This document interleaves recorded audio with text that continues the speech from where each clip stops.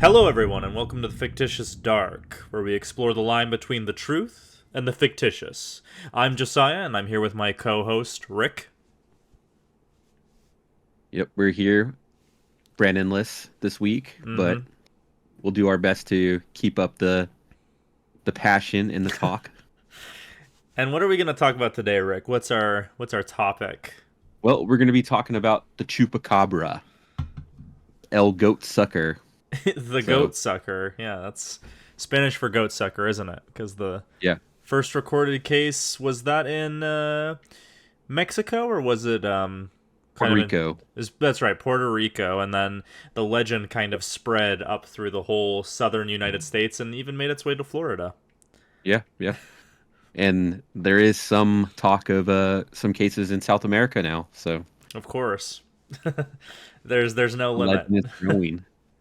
Yeah, so El Chupacabra is a very interesting one because I've heard it claimed. I'm not sure. I think there's a few that would qualify, but I think it's possibly one of the most recent cryptids that have come into existence. Would you agree with that? I think it was in '95.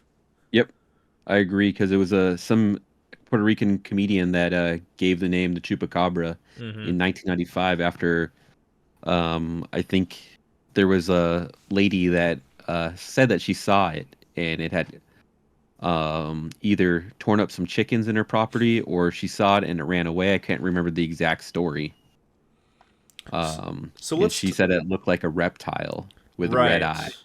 So let's talk about the two kind of disparate versions of El Chupacabra that exist, because the two versions that I came across is there's one that I feel is the more American one, and Hmm. it's more of a canine. It's kind of a weird canine with spines on its back, Yep, yep, um, kind of maybe some kangaroo-like features, some very emaciated yeah, features, and then the original statement from that woman seemed to be, yeah, it was some reptilian, almost alien like bug-eyed thing with the spines. yeah, yeah. And And like the original alien like creature was they said they have like grayish gray scales mm, closely looking like the typical grays of aliens that we talked about a couple of weeks back, and it was between 3 and 4 feet tall. Well, I read some can go up to 5 feet depending on the reports, and they can either hop around like a kangaroo or they walk like an ape. They may have a tail, may not. They may have ears, they may not. They may have wings, they may not. It just depends on the report.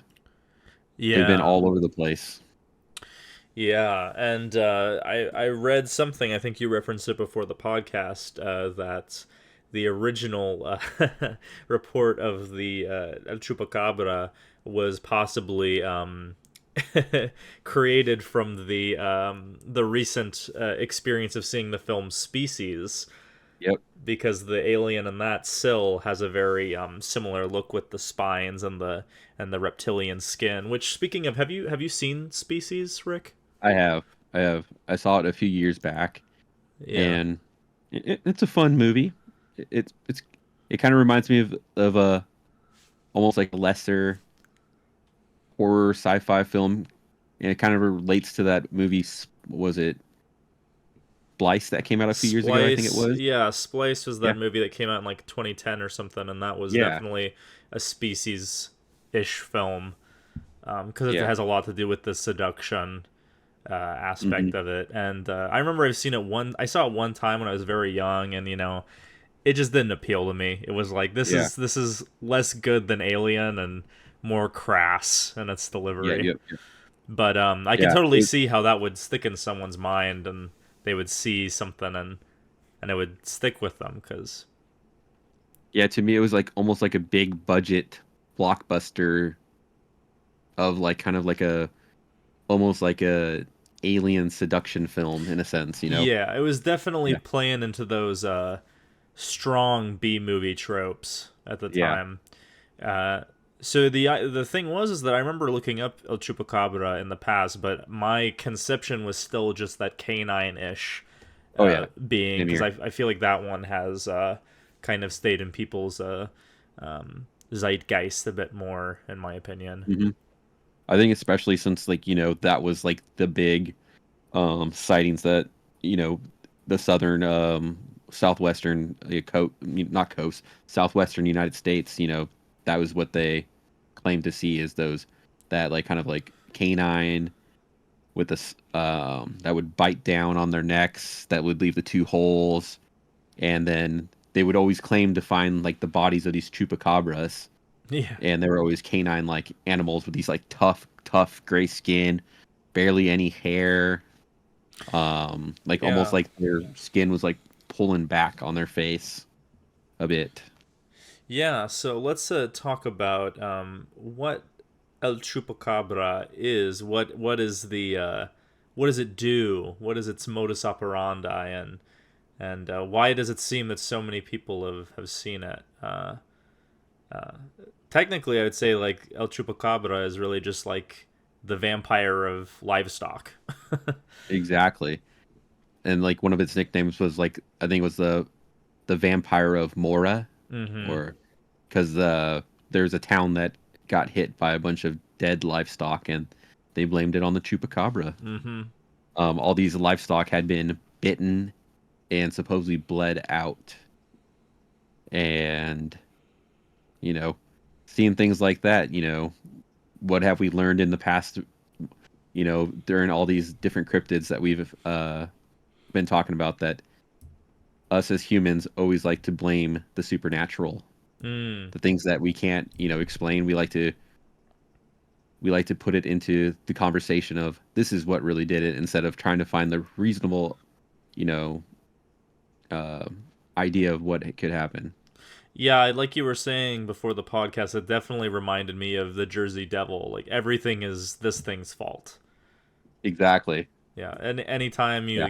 you get like bit in the night or your animals wind up dead, it's always a chupacabra. It's Yep. it's Yep. never a coyote. Nope. And it's always everybody that's seen it. It's always like a quick flash of it, and then they find a corpse of the chupacabra dead, and it's always another canine. Mm-hmm. Um, I think it was like a um college doctor or doctor that was working with a university. I can't remember which one. He went down to Puerto Rico to investigate these chupacabra events, and every you know chupacabra that was brought to him, or chupacabra victim that was brought to him, the chupacabra itself was always some kind of canine with scabies or mange, whereas the Yeah. victims never were bled out. They just Right. had the canine bites on the neck, um, which I read is that some of these animals aren't strong enough to fight off the animals, and so they're weakened and they run away, to survive. Whereas the animal that just got bit either dies from the blood loss from the fight, or what they said was like some kind of shock to the system. Yeah. Because the thing is that in a lot of these there's a lot of countries where there's literally packs of wild dogs that will Hmm. just run around and eat cats and attack people and attack livestock. And Yep. the thing about it is that a lot of these cases, the like you were saying, they get startled and they leave because they have to get away. And usually, any canine or cat will target the neck, and usually they'll break it, Hmm. and then the animal does die from shock because the force of the bite, and then being held firm by their Yeah. predator. Um, Yeah. so let's talk about some of the explanations. I think you already kind of touched on the fact that this doctor evaluated these chupacabras Hmm. and concluded these are all diseased dogs, usually coyotes. They have some sort of mange, so they have little fur, and when you have like these it's like naked mole rats. Like they just don't look, Yeah. or like those cats where that don't have hair, they look kind of odd. Yeah. Or you look at owls when they don't have feathers on; those things look terrifying. Yeah. Um, It's not what we normally would see, so we always would try to make an explanation of what could it be. That's not a mhm. natural a dog. Um, I read that that same doctor that we were talking about um, had a couple of interviews with people, and they would say that these chupacabras, they were never dogs or any type of like dog-like animal, Right. because with the mange they look so different. Hmm. Like I saw a picture where like almost like the mouth was like pulled back and it like the teeth were accentuated and a lot bigger. Yeah. And the skin is just like really, really tough. Looks like almost like a armor, like the armadillo armor, It's like because it's it's so like dry. scaly. It's Yeah, so dry from being out in the desert without that protection, over it. yeah, I actually yeah, had a theory. Let's put aside the fact that well, I mean, ideally, if we were to be simple about this, we would conclude these animals are diseased. They don't have the yeah, strength to hunt in the wild, so they have to go to dangerous places like livestock centers where people could be because they have no choice. They can't yeah. risk chasing something. Definitely, But I had the livestock's like I locked in. I have a theory. Okay, Yeah. here's my theory. Maybe it's not that. Maybe this is a case where these canines get a weird form of rabies.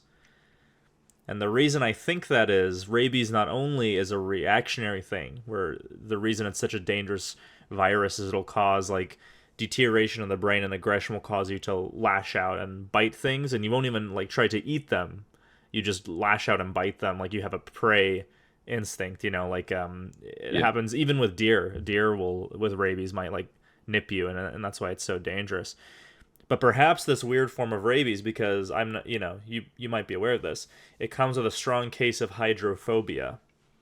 It's very disturbing. I've seen a video of a man who has rabies, and they literally hold a water bottle up to him, and he's like Whoa. moving away from it, like he can't look at it. Yeah. And so my theory is maybe the exsanguination that is going on with these animals is that they need fluid, but they're deathly Hmm. afraid of water. So maybe they kind of maybe some of this blood draining is because they need fluid, not meat, but they can't go near water, and so it's a way for the body's survival mechanism to gain some form of process that into Yeah. some form of sustenance for their body so they can keep going. Totally makes sense because if the rabies added some kind of like deterioration to the brain where like the animals like just running on instincts at that point. Mm-hmm. It would make sense that any kind of like liquid that has like any sort of like water or you know maybe even iron based stuff like maybe they need iron for their because they're not eating meat because they're Mm-hmm. getting small. I don't know. I could totally see that. Yeah, so that's my like realistic conspiracy theory. Yeah. That perhaps they have some weird form of that drives them, and maybe they have that and mange, and they have a combination of things, and they end up being these freakish creatures. Yeah. um to jump on going on more of that freakish creature idea, I read a small part where people believe that the origin of the chupacabra is that it's a pet of Gray's because the original idea of it had red eyes, big oval heads, and they believe that they could be a pet of the Gray. What do you think about that idea? Well, I think that makes sense because the whole idea of the aliens taking the livestock, so it's like kind of hand in hand with that, where Hmm. there's mysterious happenings around these farms, around these livestock, and perhaps Yeah. this yeah, because they might have a species that is they have domesticated, and maybe one gets loose for some reason, Yeah. or maybe they send them out to locate animals, and the Greys drain the bodies after the chupacabras hold them for them. You know, like Yeah. Yeah. I could see that. I could see that. That's kind of a nice logical through line there, or fantastical through line there. Um, And then one other idea is that it's a crossbreed between an animal and an alien mhm. that has escaped from NASA. So there's another like version of freak creatures that, the experiment that went wrong, type of idea. Yeah, yeah. I've seen a bit about that with hybrid things where is it almost kind of goes into the there's a few times where it kind of went to the lycanthrope territory of it's Yeah, like yeah, half man, half beast. Um, and then the rabbit yep. hole of researching this, I went down researching just all kinds of vampiric things. We haven't talked about vampires specifically yet, but Hmm. this definitely sent me down a rabbit trail with that. Yeah, yeah, because it started out as pretty much like a humanistic vampire in the 20s. I read that, it was half man, half animal, and it sucked out the blood of all the livestock and left them bone dry and all white, and um, it's just like, it's just interesting, that I was I went through kind of like a small little rabbit hole with vampires, and the whole modern idea of a vampire, was basically made up by Bram Stoker. Before that, there's so many different descriptions of what a vampire could be or was and would be. But Bram Stoker is what, kind of like showed us that the white skin, Yeah. uh, forever young type of, Because person. before it was much more they were like bloated, they were dark, like ruddy complexion. They had they weren't pale skinned. They looked Hmm. like a and part of the reasoning is I went down this part of the deep dive was that a lot of this had to do with misunderstanding of how the decomposing process would occur. So people would bloat because of the gases Yeah. and they would even like the capillaries would pop and so the blood would get around their mouth and their nose and so it looked like they had just feasted on blood or all these little things are perhaps they even buried some people unwittingly alive and so they Yeah. heard like scratching and they opened the crypts and so and then maybe when they staked them the gases and the blood being released like the person would literally kind of deflate and so it would Yep. sound like they were had a death rattle or something. Yeah. So it's pretty fascinating. Again, and the same thing with the chupacabra is it had an original kind of appearance, and then it kind of changed into a different sort of appearance later Yeah. on. And this is pretty quick because again it was 95, so this was I kind of remember this was like right after I was born. Like chupacabra coming out, so like pretty Yeah. recent. I read like in the 90s when, it first started becoming a known cryptid, it was more popular than Nessie and the Bigfoot. Yeah, So that just showed you how like popular it was at the time. yeah. Um, but like you were saying earlier that when we were talking right before we hit record, we were talking about how the chupacabra is almost like, has like a, an idea of its own where everybody blames the chupacabra. It's almost like the Jersey Devil in a sense where, it's much publicized and, it's grown in legend throughout all these different like, stories that people have and have, translated and, given to different researchers and the news and internet, sightings and things. One of the funniest things that I found to add to the popularity of it is last year Netflix came out with a movie called Chupa, Yeah, I and read something about that. yeah, and it was like a children's movie where the Chupacabra is a mythical creature, and they kind of blended the two ideas of what the Chupacabra is. The whole um, dog-like animal, but they gave it wings, and then Mm. the face is kind of like almost alien-like, where it's kind of like smushed and has like a different style of nose, and they're trying to save this Chupacabra from like a poacher. It seems like in the trailer when I watched it, and it just made me think that was like the one thing that like made me think this is pretty much like the Puerto Rican Spanish Jersey Devil, you know, Yeah, everything gets where cutified at some point. yeah, You know, it doesn't matter how where horrifying it is. definitely, yeah, it went from within like what was it, 30 years at this point, it went from a blood sucking animal that is draining all the blood to the livestock to a cutesy animal that we need to save from this poacher that's trying to capture it. Yeah. Um, I will say I really like the I don't know what they would be for, but I do think the spines on the back are a very nice design. yeah, yeah. Um It's it's almost like the spines I think that they're getting like confused with is like kind of like the little bits of hair that stand up on an mhm. animal's back when they get scared and they kind of make themselves a little bit bigger. Yeah. Um, It reminds me of like hyenas. yeah, How yep, I yep, think it's the female hyenas have that prominent ridge on them. yeah, And then yeah, when they get on their haunches, their spine kind of like flattens, and then it yeah, just raises that whole line, that line yeah, of it on the back. yeah, and it it's just like it's just one of those cryptids that I feel like is in its early development of becoming something big.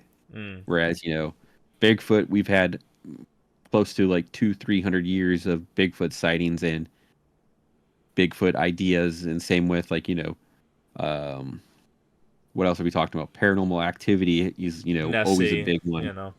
Nessie, vampires, werewolves, these are all ones that have been in our zeitgeist for years upon years. Whereas I think the earliest sighting of a chupacabra or mention of a chupacabra was the 1920s. So it's barely in its infancy of being talked about. Um, and I also was reading with these like cryptids that that start out as cryptids that could have like a small tiny like idea of actually being real. I read that Komodo dragons and octopuses and others started out as cryptids but became real. I mean, I would Uh, totally believe a Komodo dragon was fake. Like yeah, if I lived back then and I had never heard of this thing and someone was like, "There's this island where there's like dozens and dozens and dozens of these giant, venomous, like steaming mouth lizards that you can't kill with guns," I'd be like, yeah, "This guy, this guy over here." yeah, And yeah, and wasn't there a study where they said like octopi might in fact be aliens? yeah, yeah, Yeah, they're like different than most things on this planet. They have a different yeah, sort of evolutionary track than yeah. From what humans. I understand, I don't know if this is true, so everybody don't hate me. But from what I understand, is most of the creatures that are in existence could be like traced back to like small little organisms, whereas I believe the octopus cannot be. It's been an octopus. I don't know if I'm 100% on that, but that's what I remember reading about. So Right. I think we mentioned that in the aliens episode because you yeah, were talking about Cthulhu a little bit. yeah. So to get back more into the good old chupacabra, um, what is your favorite idea of the chupacabra? Is it the alien bloodsucker that leaves triangle upside down triangle bite marks, or is it the mangy kangaroo like creature that hops along and attacks animals? Yeah, I would have to say I kind of like the chupacabra being this diseased thing. Hmm. Again, I think of all there's so many diseases that exist in the world. It's Yep. pretty scary, and especially rabies is completely terrifying because it's one of the only diseases where once you show symptoms, it's like a nine. I think it's like a 98% fatality rate. Yeah. It's pretty much 100% fatality rate. There's like 3 people who have survived maybe. Yeah. And so that aspect, and then that was a big thing with something like 28 Days Later.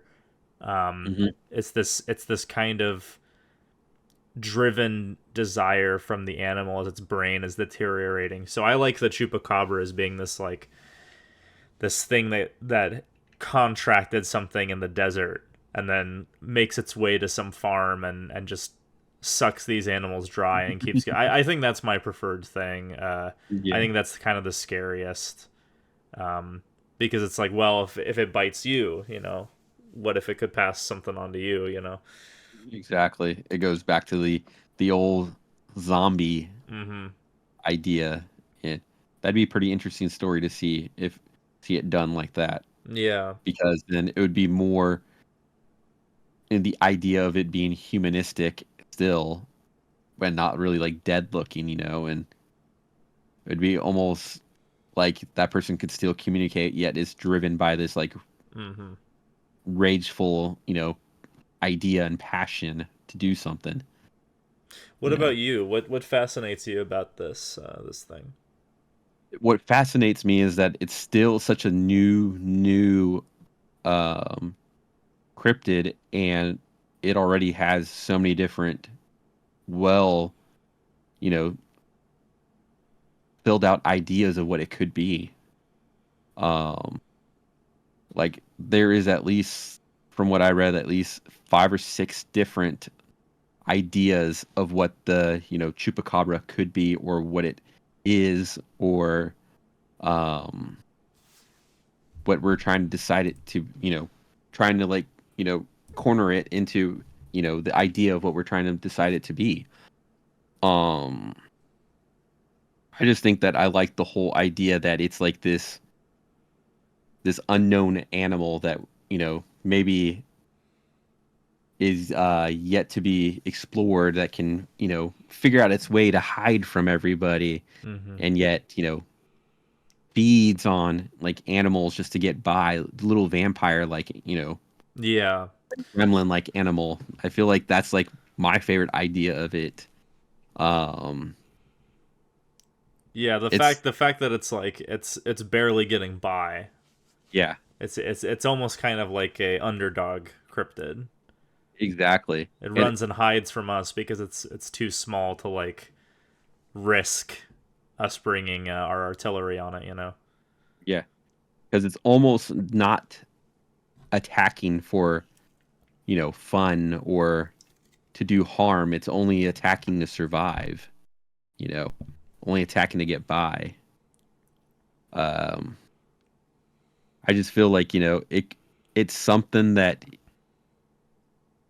there's like a story, that there's going to be one big story that's going to come out about this chupacabra that, everybody's going to fall in love with, and kind of make it into the big, like, three with like, Bigfoot, Nessie, and you know, what are we talking about? The goat men, The goat man is one I Yeah, feel like is similar to this. It has that yeah, potential of really exploding into the upper echelons of cryptozoology, right? yeah, yeah. Well, do you think that this whole idea of this creature being such a newly found cryptid, do you think it's the whole idea of like the reason why it was 1995, if anything, is just because that's when like the big internet boom happened, and that was able people were able to get these stories out.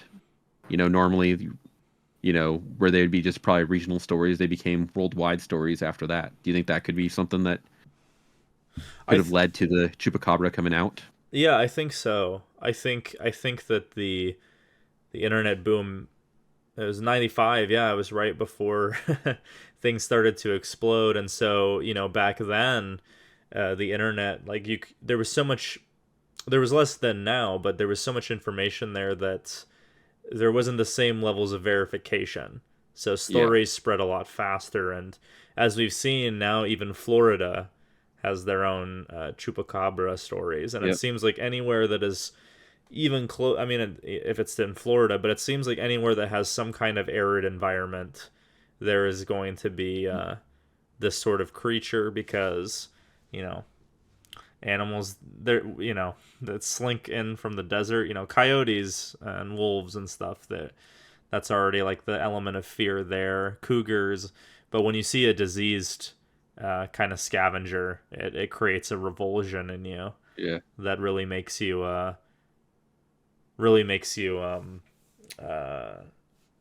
imaginative Yeah. as to what its behavior could be. And especially when you get just a tiny glimpse of it, you don't get the whole Mm-hmm. image, and your mind, can fill in those blanks and those lines, and you know, turn it into something more monstrous than what it really is. And it's kind of like our minds are the ones that build these cryptids into what they become. Uh, I mean, is to anything piggy, scarier than two glowing eyes in the dark? no, I know I've been freaked out here in my backyard. I've seen raccoons, and I just look out in the backyard, and I just see these two little beady eyes just staring at me, and I freak out for a second. Then I look really close, and I can see the raccoons, and I'm Little like, oh, it's trash just a goblins. couple of raccoons. Yep, yep. Yeah, yeah. It's interesting. I saw some footage of a mangy raccoon and kind of an abused mangy sun bear, and they have like the long claw, and Yeah. they do look odd. And I'm sure if you saw them kind of running around, they would be odd. But people were saying they were chupacabras, and it was like, well, no, but Yeah. But like just to go back to what you're saying real fast before I lose this thought. You were talking about animals, going into the desert. hmm In 95 and 96 there was a big amount of chupacabra sightings in Puerto Rico and Mexico. And it was common between those two countries at the time. There was big droughts. droughts. Yeah. Yeah. And so it leads me to think that you might be onto something with all these animals coming out of like maybe hmm Mexico is a little bit more lush jungles over there, especially in the southern part of Mexico, coming out, and they come out into the drought, and looking for water and food, and hmm getting real dirty and nasty looking, and Yeah. you know and then those animals just attacking any like little lamb or uh, cow or bull or anything that they can get their hands on just for like any food, and then maybe they hmm get startled in the middle of attacking their prey, and then they run off. Yeah. You know, Yeah. and I feel like that's like the most idealistic response in my head is that's what it is. They're attacking this livestock, and they get run off by maybe other livestock, or the owner comes out with the rifle Yeah. and to scare them off, and that's what does the job. That's why they can't finish eating their prey, or even get to the point where they get a chance to even get a good bite in. So what do you think uh, about these people who claim, "Oh, I woke up the next morning and a bunch of my animals were sanguinated"? Like how what would be the behavior there? Is it, if they can get to a whole coop of chickens, what stops them from eating more of them, do you think? yeah, that's a really good question. I haven't really put a big thought on it. Could be aliens, I don't know. Yeah, That's always they were taking the a common DNA. Yeah. yeah. But It was the chicken aliens. And definitely. and then the cow aliens come down and they have to get the blood transfusion from them, and it's just a messy process. Yeah. I don't know. I could just see that maybe like you were saying, like, there's like that rabies filled animal that, just was in there just for the thrill of it, just biting and killing everything it could in this, hmm and, with them being bled out, when you're like bit on the neck by like a canine like animal or anything like that, their teeth are going to be pretty long, and they're going to get in pretty deep and maybe hit like an artery and, bleed Yeah, out a bit. and they'll be probably licking it up. You know how Yeah. dogs are. They're Yeah. pretty good at doing that, and it would be enough where you wouldn't see like a big pool of blood if it happened in a certain way. Yeah. Um, And then depending on, this is happening all in like, southern United States. So, there could be some kind of like, wolf or coyote that's,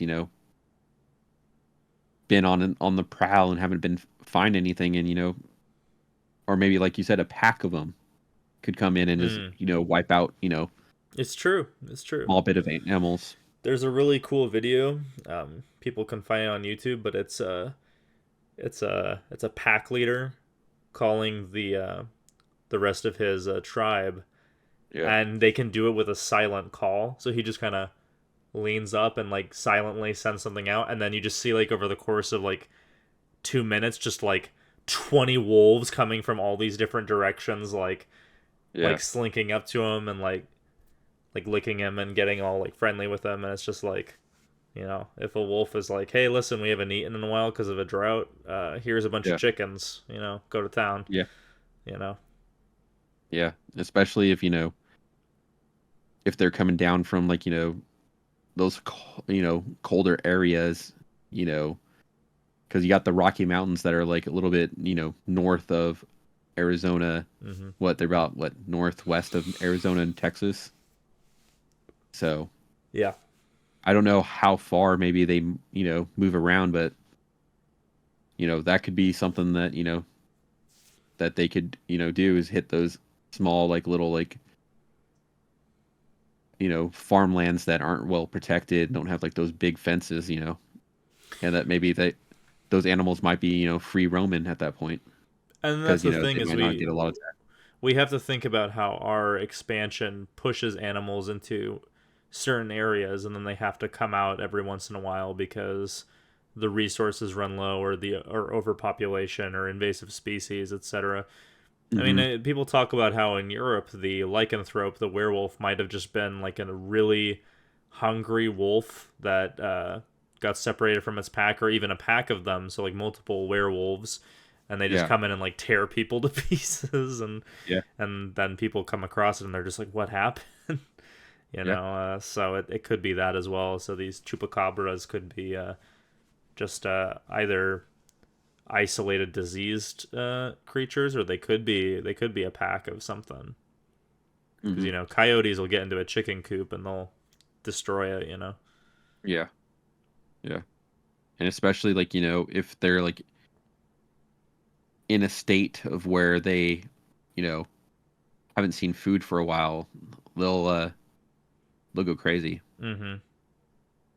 Yeah. And so it just it just makes you think of like almost like the whole idea of like the chupacabra. Is it really like a cryptid animal that we can't explain, or is it something that we could explain just easily with all these diseases that we've been talking about, and Mm-hmm.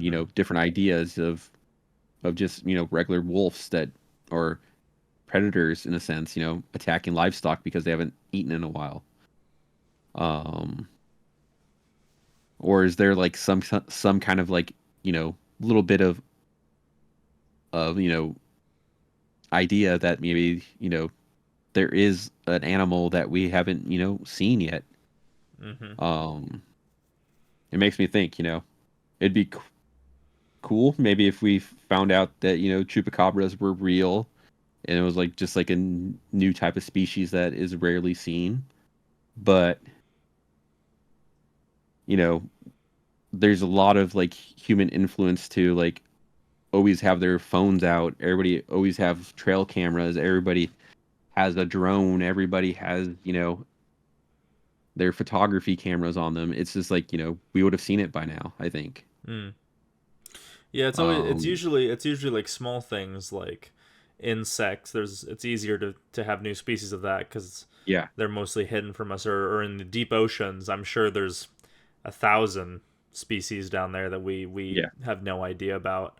But the yeah, ocean is kind of like space. Like we have no idea what kind of yeah, stuff is going on down there. But in like larger animals like that, much rarer. Like occasionally it'll happen, but yeah. I I mean, think again, all the corpses that have been presented have been just diseased, canines. recognizable animals. Yeah, So. yeah. I think the only land animals that have been like newly discovered have been in like the deep jungles in like Africa, hmm where there isn't a really Technology is easy. less. Yeah. Yeah, So it makes me think of like, where where the new turn of the story is going to come. You know, where is it Maybe, going to go? maybe there'll be some there's those labs where they were cloning sheep. Maybe they're gonna accidentally clone some coyote and it has like super rabies and mange and it's like a different thing and it starts breeding. I don't know. Who Yeah. knows? It's a clone. See that? Yeah. Nobody ever thought of that. I don't know. I just, Chupacabra just, seems like a monster cryptid that would be the best B movie Mm-hmm. creature. Yeah, yeah, Yeah. right. It's super simple. Yeah. I haven't really heard of a lot of like, Chupacabra films. There's only like I two or three. It's really. like I think there's Yeah. like they popped up in a TV show every once in a while, but it's pretty. Yeah. It's one of those things where like pretty much anybody I know, I think I could say like, do you know what El Chupacabra is? And they go like, isn't that like Mexican thing that? Yeah. And you go, no, it's Puerto Rican, but that's okay. Yeah. It's pretty recognizable. It's kind of up there with Mothman Yeah. and Nessie, but Yeah. Everybody has like their own like little small idea of what the chupacabra is. mm-hmm. I remember my friends used to make like jokes about like, people being chupacabras and stuff like that while we were in high school being dumb. Yeah. That's pretty much like the first time I heard it was when some of my friends were starting to talk about chupacabras, you know, being different people at our school. Yeah. I, I don't know why they even started that, or I even started, or Yeah, I remember looking on this one website that was more tongue in cheek, but there was something about similar to vampires, chupacabras can bite you, and then maybe that's where the conception of being half beast, half man, they transfer this beast nature onto you, and you yeah, turn into this sort of thing. You sort know, of half man, half goat sucker. the mole people. It's Yeah, can't wait till we do Hollow Earth. No, right. uh, but Yeah, yeah, I think this is definitely making me want to talk about Aliens Part Two because I feel yeah, like Skinwalkers on Skinwalker Ranch and then El Chupacabra. I feel like a lot of these ufologists they tie it into the Greys or into the mhm, reptilians yeah, because the original version of the Chupacabra does seem like a reptilian yeah, yeah, unmasked. yeah, yeah. It seemed like it was like almost the like picture that I saw. It was almost like the creature from Black Lagoon looking with red A little eyes. bit, yeah, yeah. Yeah. So I think that it's grown in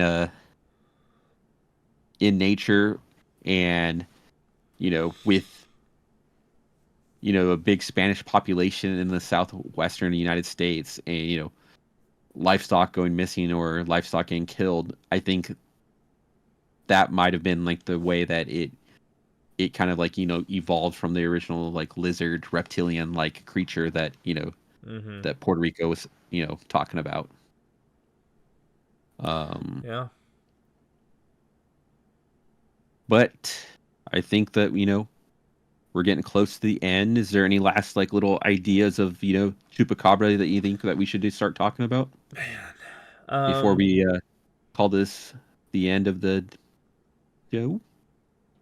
No, I think that's it. I think my big thing was the rabies thing. I really Yeah, thought that was an interesting idea because maybe I'm not sure. I don't. I think if you have rabies, you can handle blood fine, and yeah, blood is you get some water content and iron content from that. So maybe that has something to do with it. hmm, And again, a lot of that is biting and not eating. So maybe that's part of it. Again, I should have uh, looked into more of the grays, but yeah, I didn't rewatch Species for this podcast, so I apologize. yep. Uh, I apologize as well. but then again, that's scary because then apparently there's Species 2 and 3, which, uh, but no, I think that's it. I think the chupacabra is pretty interesting. I think it's probably one of the most explainable Yeah, of the cryptids in a way. exactly. It's kind of strange. Um, I don't really have too many highfalutin ideas about it. Yeah, But same here. you know, It's it's almost like, you try to, believe in like the supernatural idea of it. So you try to, you know, put your mind into it, and all that comes back is these natural takes of what it could be, which are, yeah, are the wolves like we were talking, or the animals that we were talking about, and possibly, different diseases, you yeah, know. Um, but I think just the idea of the chupacabra is still such a new idea, and that, like I've said earlier, that it's probably going to grow once, Florida gets a hold of it some more, and Florida man eats chupacabra. yeah. And like I forgot to mention this when we were talking about different versions. Like there's a version of Chile that they just that there's video footage of it supposedly, and it's like a large winged creature. So it's already evolved a bit, Yeah, it's evolved a little bit. Um, but we don't have any idea of possibly what we're talking about, because we've never seen a chupacabra or Yeah. a crazy looking canine like that. So we might be wrong. Yeah, I mean, it could be again. It could be like a new species. It could be something supernatural afoot. Yeah. The Yeah, or vampiric a spirits, you know. mutation, a weird mutation. Mm-hmm.